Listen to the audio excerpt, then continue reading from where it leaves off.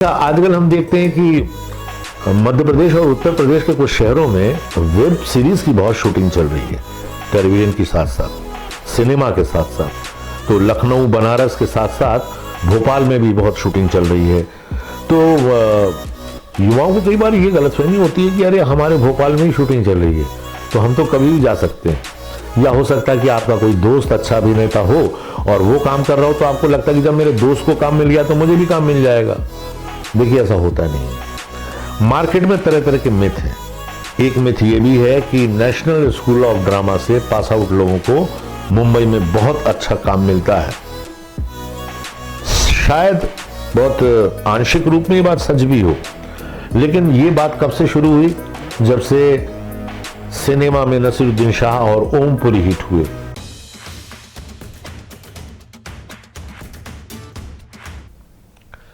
नमस्कार, मैं आलोक चटर्जी, एक रंगकर्मी।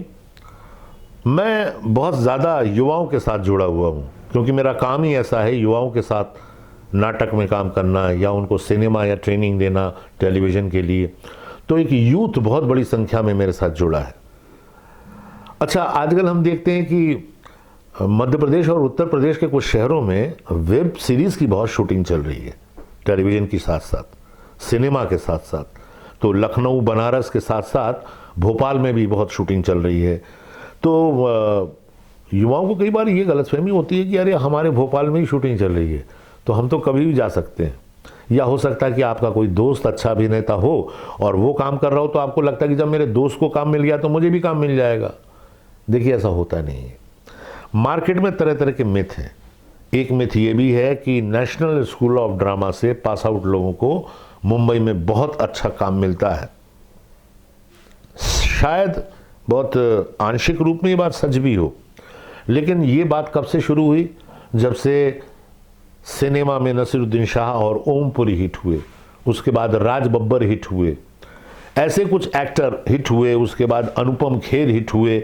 ऐसे एक्टरों के हिट होने से एक आगे परंपरा बढ़ी कि नेशनल स्कूल ऑफ ड्रामा से पास आउट एक्टर्स मुंबई जाते हैं तो उनको बड़ा अच्छा काम मिलता है।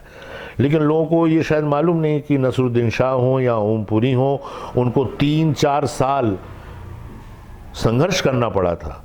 पहले नेशनल स्कूल ऑफ ड्रामा के 3 साल, उसके बाद 3 साल FTI के, उसके बाद 3-4 साल मुंबई के। तो मतलब आप लगा लीजिए 9 से 10 साल का संघर्ष उनके सामने रहा होगा। अनुपम खेर साहब ने बहुत लंबा संघर्ष किया, हमारे मित्र इरफान खान ने बहुत लंबा संघर्ष किया, नवाजुद्दीन ने 12 से 13 साल संघर्ष किया। तो ये सिर्फ लोकप्रिय मिथ है। अधिकांश लोग तो ये जानते ही नहीं कि नेशनल स्कूल ऑफ ड्रामा का पहला एक्टर जो सिनेमा में गया वो कौन था। वो थे स्वर्गीय ओमपुरी साहब। ओमपुरी नहीं, ओम शिवपुरी। ओम शिवपुरी। अगर आपने अमिताभ बच्चन की डॉन देखी हो तो उसमें जो इंस्पेक्टर वर्धान होते हैं और जो लास्ट में असली डॉन निकलते हैं, जो CID ऑफिसर बन के आते हैं, उन्होंने ऋषिकेश मुखर्जी की फिल्म नमक हराम से अमिताभ बच्चन के फादर के रूप में अपने कैरियर शुरू किया था। और नेशनल स्कूल ऑफ ड्रामा के वो पहले ग्रेजुएट थे जो मुंबई में कमर्शियल सिनेमा में जाके हिट हुए थे। और गुलजार साहब के साथ भी उन्होंने कोशिश फिल्म में जया भादुड़ी के साथ बहुत अच्छा रोल किया था। वे बहुत अच्छे एक्टर थे, लेकिन उनका नाम लोग कम जानते हैं। लोग जानने लगे नसीरुद्दीन शाह, ओमपुरी, रोनी हट्टंगड़ी, राज बब्बर, अनुपम खेर, गोविंद नामदेव, रघुवीर यादव। लेकिन जहां तक मेरा मानना है या मेरी जानकारी है, कम से कम 550 या 400, 450 नेशनल स्कूल ड्रामा के ग्रेजुएट मुंबई में ऐसे भी हैं जिनके पास इस समय दुर्भाग्य से टेलीविजन, वेब सीरीज या सिनेमा में काम नहीं है, जो ट्रेंड है बट वेटिंग फॉर गोडो, मतलब काम या आशा की उम्मीद में अभी भी वो स्ट्रगल कर रहे हैं। तो नेशनल स्कूल ऑफ ड्रामा में जाने से आपको एक संस्कार मिलता है, एक माहौल मिलता है, 3 साल का एक एनवायरनमेंट मिलता है। वहाँ पर पूरे देश भर के चुने हुए निर्देशकों का काम देखने को मिलता है।